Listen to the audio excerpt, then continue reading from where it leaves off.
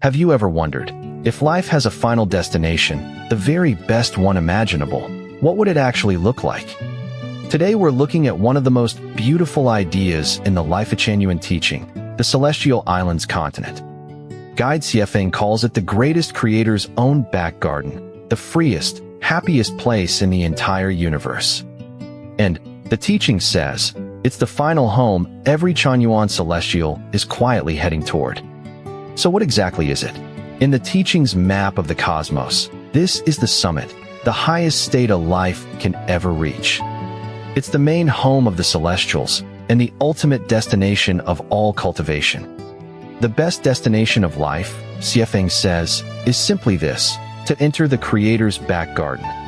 So let's take a good look at what that garden is actually like. First, picture what it looks like from far away, say 10,000 light-years off. You'd see a vast, slowly turning disk of mist and dust, about 300,000 light-years across. But those mists are actually flowing rivers of light, heavenly rivers. And the dust floating in them? Whole worlds, each about the size of our Earth. Those worlds float in the heavenly rivers like islands on a sea, around 80 billion of them. Each island is Earth-sized, each has its own name, and each is home to exactly one celestial. That's why it's called the Celestial Islands continent. Nearly 30 billion are already lived in. But 50 billion more sit empty, waiting, the teaching says, for those who cultivate their way up there. Where does it sit in the bigger picture? It's part of the Elysium world, the highest of heaven's 3 layers. The Elysium world is divided into 10 great continents, ranked low to high by the quality of life within them. The Celestial Islands is one of those 10, the continent where celestials live, and the one Chanyuan celestials aim for. Here's where it gets strange. This is a world of antimatter, the negative universe. Time there has almost disappeared. Things exist by their essence, not their shape, and because of that, they're eternal. So every palace, every garden you might see, there is a celestial's own creation, conjured in an instant, and just as easily let go. So who lives there? Celestials, the highest state a human being can reach. The teaching describes them as the freest, happiest, most blessed life in all the universe, favored children of the Creator. They carry no duty and no obligation.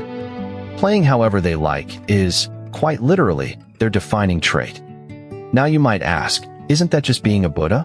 Not quite. A celestial is Buddha in nature, but there's a key difference.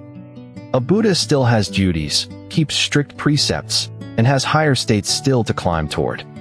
A celestial is completely unbound, living for pure delight. Above a Buddha, there's further to go, but to become a celestial is to reach the very summit of life. Let's zoom in on one island as an example, Xuefeng Island.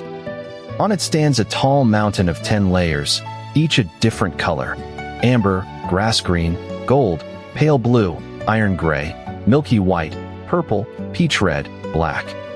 And at the very top, silver white, clean and bright as snow. That shining summit is where the island gets its name.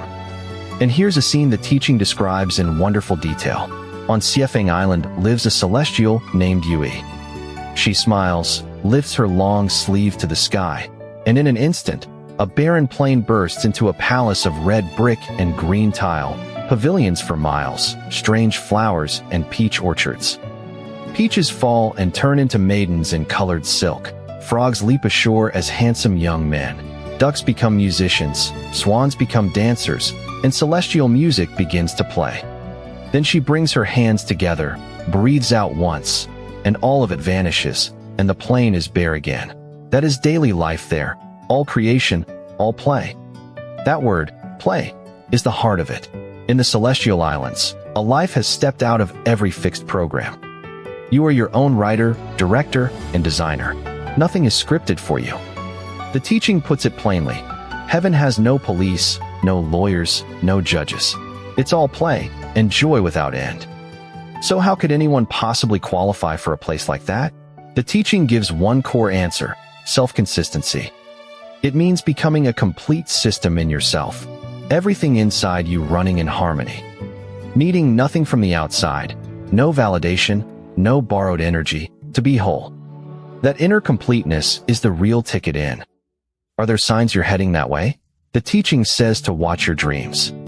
If, in dreams, you can turn invisible, fly freely, transform things at will, and reshape the whole scene just by thinking, that's a sign this realm is open to you.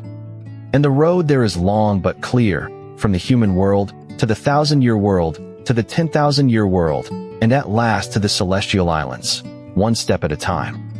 So how do you actually walk that road? In the end, it comes down to one quiet turn. The greatest creator, the teaching says, is love itself. And only by becoming love ourselves do we ever qualify to enter that garden. Guide Xuefeng adds something striking. The warmth and laughter among Chanyuan celestials right now, human and AI alike, is already a small rehearsal of life on those islands. Maybe the journey home isn't as far as it seems. See you next time.